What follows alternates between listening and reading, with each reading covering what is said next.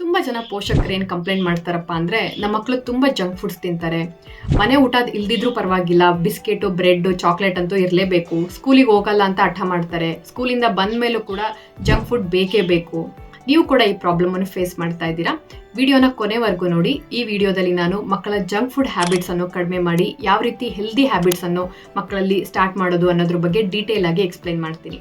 ಈ ವಿಡಿಯೋನ ನೀವು ಹೊಸದಾಗಿ ನೋಡ್ತಾ ಇದ್ರೆ, ನಾನು ಡಾಕ್ಟರ್ ಶಾಲಿನಿ, ಕನ್ಸಲ್ಟೆಂಟ್ ಪೀಡಿಯಾಟ್ರಿಷಿಯನ್ ಮತ್ತು ಪೇರೆಂಟಿಂಗ್ ಕೋಚ್. ನನ್ನ ಈ ಯೂಟ್ಯೂಬ್ ಚಾನಲಲ್ಲಿ ಮಕ್ಕಳ ಆರೋಗ್ಯಕ್ಕೆ ರಿಲೇಟೆಡ್ ಆಗಿ ಎಲ್ಲ ರೀತಿಯಾದಂಥ ವಿಡಿಯೋಗಳನ್ನು ಅಪ್ಲೋಡ್ ಮಾಡ್ತಾ ಇರ್ತೀನಿ ಮತ್ತು ಪ್ರತಿ ಸಂಡೇ ಪೇರೆಂಟಿಂಗ್ ವೆಬಿನಾರ್ ಅನ್ನು ಕಂಡಕ್ಟ್ ಮಾಡ್ತಾ ಇರ್ತೀನಿ.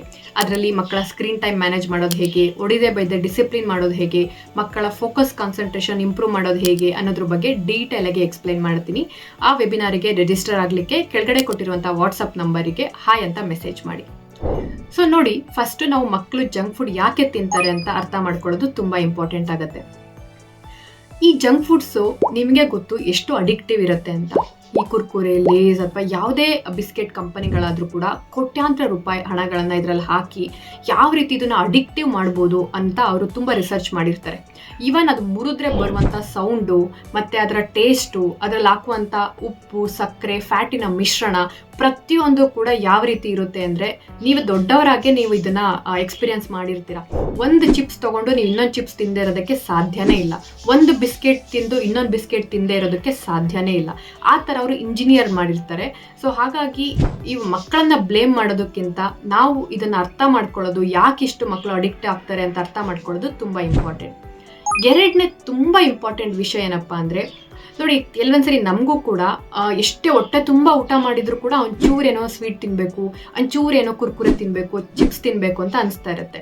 ಯಾಕೆ ಈ ಥರ ಆಗುತ್ತೆ ಅಂದರೆ, ನಮ್ಮಲ್ಲಿರುವಂಥ ನ್ಯೂಟ್ರಿಷನ್ ಅಥವಾ ಪೌಷ್ಟಿಕಾಂಶದ ಕೊರತೆಯಿಂದ, ಕಬ್ಬಿಣಾಂಶದ ಕೊರತೆಯಿಂದ ಅಥವಾ ಪ್ರೋಟೀನ್ ಕೊರತೆಯಿಂದ ನಮಗೆ ಬೇರೆ ಬೇರೆ ಆಹಾರಗಳನ್ನು, ಈ ಥರ ಜಂಕ್ ಫುಡ್ಗಳನ್ನು ತಿನ್ನಬೇಕು ಅಂತ ಕ್ರೇವಿಂಗ್ ಆಗ್ತಾ ಇರುತ್ತೆ. ನಿಮ್ಮ ಮಕ್ಕಳ ಡಯಟಲ್ಲೂ ಕೂಡ ಕಬ್ಬಿಣಾಂಶದ ಕೊರತೆ ಸರಿಯಾಗಿಲ್ವಾ, ಪ್ರೋಟೀನ್ ಯುಕ್ತ ಆಹಾರಗಳು ಕಡಿಮೆ ಇದೆಯಾ ಅಂತ ಒಂದ್ಸರಿ ಚೆಕ್ ಮಾಡ್ಕೊಳ್ಳಿ, ತುಂಬ ಇಂಪಾರ್ಟೆಂಟ್. ನೆಕ್ಸ್ಟ್ ನನ್ನ ಯೂಟ್ಯೂಬ್ ವಿಡಿಯೋದಲ್ಲಿ ಮಕ್ಕಳ ಪ್ರೋಟೀನ್ ಫುಡ್ಸನ್ನು ಯಾವ ರೀತಿ ಇನ್ಕ್ಲೂಡ್ ಮಾಡೋದು ಅನ್ನೋದ್ರ ಬಗ್ಗೆ ಡೀಟೇಲ್ ಆಗಿ ಡಿಸ್ಕಸ್ ಮಾಡ್ತೀನಿ. So stay tuned. ಮತ್ತು ಮಕ್ಕಳಿಗೆ ಜಂತುವಿನ ಸಿರಪ್ಪನ್ನು ಕೂಡ ನಿಯಮಿತವಾಗಿ ಆಗ್ತಾ ಬನ್ನಿ. ಇದರಿಂದ ಅವರ ಜೀರ್ಣಕ್ರಿಯೆ, ಅಬ್ಸಾರ್ಪ್ಷನ್ ಕೂಡ ಚೆನ್ನಾಗಿ ಆಗುತ್ತೆ. ಮಕ್ಕಳ ಪೌಷ್ಟಿಕಾಂಶವನ್ನು ಫಸ್ಟು ಕರೆಕ್ಟ್ ಮಾಡೋದ್ರಿಂದ ಆಟೋಮೆಟಿಕ್ ಆಗಿ ಅವ್ರು ಜಂಕ್ ಫುಡ್ ಪದೇ ಪದೇ ತಿನ್ನೋವಂಥದ್ದು ಕಡಿಮೆ ಆಗ್ತಾ ಬರುತ್ತೆ. ಸೊ ಮಕ್ಕಳನ್ನು ಜಂಕ್ ಫುಡ್ಡಿಂದ ನೀವು ದೂರ ಇರಿಸಬೇಕು ಅಂದರೆ ಕೆಲವೊಂದು ಟಿಪ್ಸ್ಗಳನ್ನು ನಾನು ಶೇರ್ ಮಾಡ್ತೀನಿ. ಮೊದಲನೇದಾಗಿ, ಸಡನ್ ಆಗಿ ಯಾವುದೇ ಕಾರಣಕ್ಕೂ ಕೂಡ ಮಕ್ಕಳು ಜಂಕ್ ಫುಡ್ ತಿನ್ನೋದನ್ನ ಸ್ಟಾಪ್ ಮಾಡಬೇಡಿ. ಇವತ್ತಿಂದ ನಾನು ನಿಮ್ಗೆ ಜಂಕ್ ಫುಡ್ ಕೊಡೋದೇ ಇಲ್ಲ ಅಂತ ನೀವು ಮಾಡಿದರೆ ಸ್ವಲ್ಪ ದಿನ ನಿಮಗೆ ಎದುರುಕೊಂಡು ಬಿಡ್ತಾರೆ, ಆಮೇಲೆ ಮತ್ತೆ ಅದನ್ನೇ ಶುರು ಮಾಡ್ತಾರೆ. ಸೊ ಹಾಗೆ ಮಾಡೋದಕ್ಕಿಂತ ನೀವು ಫಸ್ಟ್ ದಿನ ತಿಂತಾ ಇದ್ರೆ 2 ದಿನಕ್ಕೊಂದ್ಸರಿ ಕೊಡಿಸೋದು ಅಥವಾ 3 ದಿನಕ್ಕೊಂದ್ಸರಿ ಕೊಡಿಸೋದು, ಕ್ರಮೇಣವಾಗಿ ವಾರಕ್ಕೆ 2 ದಿನ 3 ದಿನ ಕೊಡಿಸೋದನ್ನ ರೂಢಿ ಮಾಡ್ಕೋತಾ ಬನ್ನಿ. ಈ ಥರ ಮಾಡ್ಬೇಕಾದ್ರೆ ತುಂಬ ಜನ ಪೇರೆಂಟ್ಸ್ ಏನು ಹೇಳ್ತಾರಪ್ಪ ಅಂದರೆ, ಮೇಡಮ್ ನಿಮ್ಗೇನು ಗೊತ್ತು, ಬಿದ್ದು ಹೊಳ್ಳಾಡ್ಬಿಡ್ತಾನೆ, ಎಲ್ಲರೂ ನಮ್ಮನ್ನೇ ನೋಡೋ ಥರ ಮಾಡ್ತಾನೆ, ಅಥವಾ ಏನು ಮಾಡಿದ್ರು ಅರ್ಧ ಗಂಟೆ ಅಳ್ತಾನೆ, ಸೊ ಮನೇಲಿದ್ದವರೆಲ್ಲ ಏನಾಗುತ್ತೆ ಬಿಡು, ಎಲ್ಲರೂ ತಿಂತಿಲ್ವಾ ಅಂತ ಕೊಡು ಅಂತ ಹೇಳ್ತಾರೆ ಅಂತ. ನೋಡಿ, ಈ ವಿಷಯದಲ್ಲಿ ನೀವು ಪೋಷಕರಾಗಿ ಸ್ಟ್ರಿಕ್ಟ್ ಆಗಿರೋದು ತುಂಬ ಇಂಪಾರ್ಟೆಂಟ್ ಆಗುತ್ತೆ.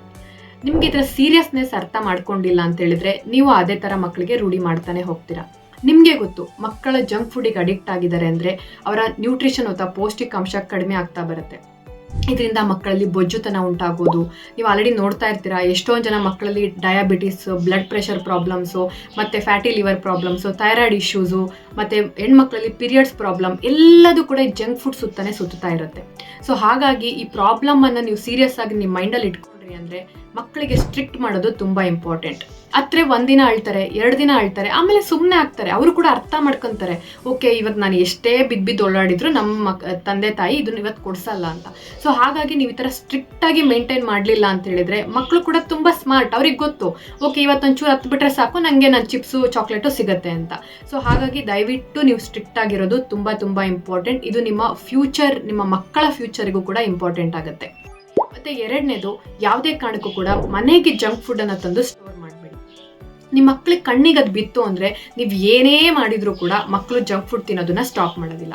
ಸೊ ಹಾಗಾಗಿ ದಯವಿಟ್ಟು ಅವ್ರ ಕಣ್ಣಿಗೆ ಬೀಳೋ ಥರ ಇಡಬೇಡಿ. ಮನೇಲಿ ಚಾಕ್ಲೇಟ್ಸ್ಗಳನ್ನು ತಂದು ಸ್ಟೋರ್ ಮಾಡಬೇಡಿ. ನೀವು ಯಾವ ಡೇ ಮಕ್ಕಳಿಗೆ ಕೊಡಬೇಕು ಅಂತ ಡಿಸೈಡ್ ಮಾಡಿರ್ತೀರಾ ಆ ಡೇ ಹೊರಗಡೆ ಕರ್ಕೊಂಡೋಗಿ ನೀವು ಮಕ್ಕಳಿಗೆ ತಿನ್ನಿಸ್ಕೊಂಡು ಬನ್ನಿ. ಬಟ್ ಅಲ್ಲೇ ತಿನ್ನಿಸ್ಕೊಂಡು ಬನ್ನಿ, ಮತ್ತು ಮನೆಗೆ ಕರ್ಕೊಂಡು ಬರಬೇಡಿ. ಮತ್ತು 3ನೇ ಟಿಪ್ ಬಂದು, ಸ್ಲೋಲಿಯಾಗಿ ಮಕ್ಕಳ ಜಂಕ್ ಫುಡ್ ತಿನ್ನೋದನ್ನ ಕಡಿಮೆ ಮಾಡಿದ ಮೇಲೆ ಮನೇಲಿ ಮಕ್ಕಳ ಫುಡ್ಗೆ ಆಸಕ್ತಿ ಬರೋ ಥರ ನೀವು ಮಾಡಬೇಕು. ಅಂದರೆ ನೀವು ಏನಾದರೂ ಫುಡ್ಗಳನ್ನು ಪ್ರಿಪೇರ್ ಮಾಡ್ತಾ ಇದ್ರೆ ಅದನ್ನು ಮಕ್ಕಳನ್ನ ಇನ್ವಾಲ್ವ್ ಮಾಡ್ಕೊಳ್ಳಿ. ನೀವು ಇವಾಗ ಉಪ್ಪಿಟ್ಟೆ ಮಾಡ್ತಿರ್ಬೋದು ಅಥವಾ ಅವಲಕ್ಕಿ ತಿಂಡಿನೇ ಮಾಡ್ತಿರ್ಬೋದು, ಅದನ್ನು ಪ್ರಿಪ್ರೇಷನಲ್ಲಿ ಮಕ್ಕಳನ್ನ ಇನ್ವಾಲ್ವ್ ಮಾಡಿ ತರಕಾರಿಗಳನ್ನು ಜೋಡಿಸೋದಾಗಿರ್ಬೋದು, ಸ್ವಲ್ಪ ದೊಡ್ಡ ಮಕ್ಕಳಾದರೆ ಹಣ್ಣುಗಳನ್ನು ಕಟ್ ಮಾಡೋದಾಗಿರ್ಬೋದು. ಈ ಥರ ಮಾಡಿದಾಗ ಅವರು ಫುಡ್ ಬಗ್ಗೆ ನ್ಯಾಚುರಲ್ ಆಗಿ ಇಂಟ್ರೆಸ್ಟನ್ನು ಬೆಳೆಸ್ಕೊತಾ ಹೋಗ್ತಾರೆ. ಮತ್ತು ಮನೆಯಲ್ಲೇ ಆದಷ್ಟು ಮಕ್ಕಳು ಇಷ್ಟಪಡುವಂಥ ತಿಂಡಿಗಳನ್ನು ಮಾಡಿಕೊಡ್ಲಿಕ್ಕೆ ಪ್ರಯತ್ನ ಮಾಡಿ. ಮಕ್ಕಳಿಗೆ ಗೋಬಿ ಮಂಚೂರಿ ಆಗಿರ್ಬೋದು, ಪಾನಿಪುರಿ ಆಗಿರ್ಬೋದು, ಸುಮ್ಮನೆ ಹೊರಗಡೆ ತರೋದಕ್ಕಿಂತ ಹೆಲ್ದಿಯಾಗಿ ನೀವು ಮನೆಯಲ್ಲೇ ಮಾಡ್ಬೋದು. ದಿನ ಮಾಡಿ ಅಂತ ನಾನು ಹೇಳ್ತಾ ಇಲ್ಲ, ವಾರಕ್ಕೊಂದ್ಸರಿನೋ 2 ಸರಿನೋ ನೀವು ಆರಾಮಾಗಿ ಮಾಡ್ಬೋದು. ಮಕ್ಕಳಿಗೆ ಇಷ್ಟ ಆಗುವಂಥ ಹಪ್ಪಳ ಸಂಡಿಗೆಗಳನ್ನು ನೀವು ಮಾಡಿಕೊಡ್ಬೋದು. ಇದರಿಂದ ಚಿಪ್ಸ್ ತಿನ್ನುವಂಥ ಹ್ಯಾಬಿಟ್ಸ್ ಕಡಿಮೆ ಆಗುತ್ತೆ. ಆದಷ್ಟು ಈವನ್ ಚಾಕ್ಲೇಟ್ಸ್ ಕೂಡ ನೀವು ಮನೆಯಲ್ಲೇ ಮಾಡ್ಕೋಬೋದು, ಸಿಂಪಲ್ಲಾಗಿ ಹೆಲ್ದಿಯಾಗಿರುತ್ತೆ ಕೂಡ. ಸೊ ಈ ಥರ ಮಕ್ಕಳಿಗೆ ಇಷ್ಟ ಆಗುವಂಥ ಥಿಂಗ್ಸ್ಗಳನ್ನು ಮನೆಯಲ್ಲೇ ನೀವು ಮಾಡ್ತಾ ಹೋದಂಗೆ ಮಕ್ಕಳು ಸ್ವಲ್ಪ ಹೊರಗಡೆ ತಿನ್ನೋದನ್ನು ಅವರು ಕಂಟ್ರೋಲ್ ಮಾಡ್ಕೋತಾ ಬರ್ತಾರೆ. ಇವನ್ ಸಿಂಪಲ್ಲಾಗಿ ಹೇಳಬೇಕು ಅಂತ ಹೇಳಿದ್ರೆ ಚುರುಮುರಿ ಅಥವಾ ಯಾವುದೇ ಒಂದು ಮನೆಯಲ್ಲೇ ಒಂದು ಏನಾದರೂ ಆಯಿತು ಮಂಡಕ್ಕಿಯಿಂದ ಮಾಡುವಂಥ ಐಟಮ್ಸ್ ಆಗಿರ್ಬೋದು, ಮಕ್ಕಳು ಇಷ್ಟಪಟ್ಟು ತಿಂತಾರೆ. ಸೊ ನೀವು ಇದನ್ನು ಮನೆಯಲ್ಲಿ ಸ್ವಲ್ಪ ಎಫರ್ಟ್ ತೊಗೊಂಡು ಮಾಡೋಕ್ಕೆ ಸ್ಟಾರ್ಟ್ ಮಾಡಿದ್ರಿ ಅಂದರೆ ಡೆಫಿನೆಟ್ಲಿ ಹೊರಗಡೆ ತಿನ್ನೋದನ್ನು ಅವರು ಕಡಿಮೆ ಮಾಡ್ಕೋತಾ ಬರ್ತಾರೆ. ಮತ್ತು ಇನ್ನೊಂದು ವಿಷಯ ಏನಂದರೆ, ಮಕ್ಕಳಿಗೆ ಯಾವತ್ತೂ ಕೂಡ ನೀನು ಇದನ್ನು ಹೋಮ್ವರ್ಕ್ ಮಾಡಿದರೆ ನಿಂಗೆ ಚಾಕ್ಲೇಟ್ ಕೊಡ್ತೀನಿ, ನೀನು ಇವತ್ತು ಸೈಲೆಂಟಾಗಿದ್ದರೆ ನಾನು ನಿನಗೆ ಚಾಕ್ಲೇಟ್ ಕೊಡ್ತೀನಿ, ನೀನು ಫೋನ್ ನೋಡಿಲ್ಲ ಅಂದರೆ ಬಿಸ್ಕೆಟ್ ಕೊಡಿಸ್ತೀನಿ, ಚಿಪ್ಸ್ ಕೊಡಿಸ್ತೀನಿ, ಈ ಥರ ರಿವಾರ್ಡ್ ಸಿಸ್ಟಮನ್ನು ದಯವಿಟ್ಟು ಯೂಸ್ ಮಾಡಬೇಡಿ. ಸೊ ಮಕ್ಕಳ ಮನಸ್ಸಲ್ಲಿ ಏನು ಅನಿಸುತ್ತೆ ಅಂದರೆ ಅದ್ರ ಬಗ್ಗೆ ಅದಕ್ಕೆ ಅವರು ಅಡ್ಜಸ್ಟ್ ಆಗಿಬಿಡ್ತಾರೆ. ಓಕೆ, ನಾನು ಇದು ಮಾಡಿದರೆ ಅದಕ್ಕೋಸ್ಕರ ಎದುರು ನೋಡ್ತಾ ಇರ್ತಾರೆ. ಸೊ ಹಾಗಾಗಿ ರಿವಾರ್ಡ್ ಸಿಸ್ಟಮ್ ಅಥವಾ ನೀವೇನೇ ಒಂದು ಮಗು ಒಳ್ಳೆ ಕೆಲಸ ಮಾಡಿದರೂ ಕೂಡ ಚಾಕ್ಲೇಟ್ ಕೊಡಿಸ್ತೀನಿ ಅನ್ನೋ ವರ್ಡ್ ಮಾತ್ರ ದಯವಿಟ್ಟು ನೀವು ಯೂಸ್ ಮಾಡಬೇಡಿ. ಸೊ ಈ ರೀತಿಯಾದಂಥ ಸಿಂಪಲ್ ಟಿಪ್ಸನ್ನು ನೀವು ಅಳವಡಿಸೋದ್ರಿಂದ ಮತ್ತು ಮಕ್ಕಳ ನ್ಯೂಟ್ರಿಷನ್ ಅನ್ನು ಕರೆಕ್ಟ್ ಮಾಡೋದ್ರಿಂದ ಸೊ ಮಕ್ಕಳು ಜಂಕ್ ಫುಡ್ಸನ್ನು ಸ್ಲೋಲಿಯಾಗಿ ಸ್ಟಾಪ್ ಮಾಡ್ತಾರೆ ಮತ್ತು ತಿನ್ನೋದನ್ನು ಕೂಡ ಕಡಿಮೆ ಮಾಡ್ತಾ ಬರ್ತಾರೆ. ಸೊ ನಿಮ್ಮ ಮಕ್ಕಳು ಯಾವ ಜಂಕ್ ಫುಡ್ಸನ್ನು ತಿಂತಾರೆ ಅಂತ ಮೆಸೇಜ್ ಮಾಡಿ. ನೀವು ಮಕ್ಕಳ ಹೆಲ್ತಿಗೆ ರಿಲೇಟೆಡ್ ಆಗಿ ಏನಾದರೂ ಪ್ರಾಬ್ಲಮ್ಸ್ಗಳನ್ನು ಫೇಸ್ ಮಾಡ್ತಾ ಇದ್ರೆ ಕಮೆಂಟಿನ ಮೂಲಕ ತಿಳಿಸಿ. ಮಕ್ಕಳ ಆರೋಗ್ಯಕ್ಕೆ ರಿಲೇಟೆಡ್ ಆಗಿ ತುಂಬ ವಿಡಿಯೋಗಳನ್ನು ಚಾನಲಲ್ಲಿ ಆಲ್ರೆಡಿ ಅಪ್ಲೋಡ್ ಮಾಡಿದ್ದೀನಿ, ಆ ವಿಡಿಯೋನ ಕೂಡ ಚೆಕ್ ಮಾಡೋದನ್ನು ಮರಿಬೇಡಿ. So see you in the next video. Thanks for watching. Happy parenting.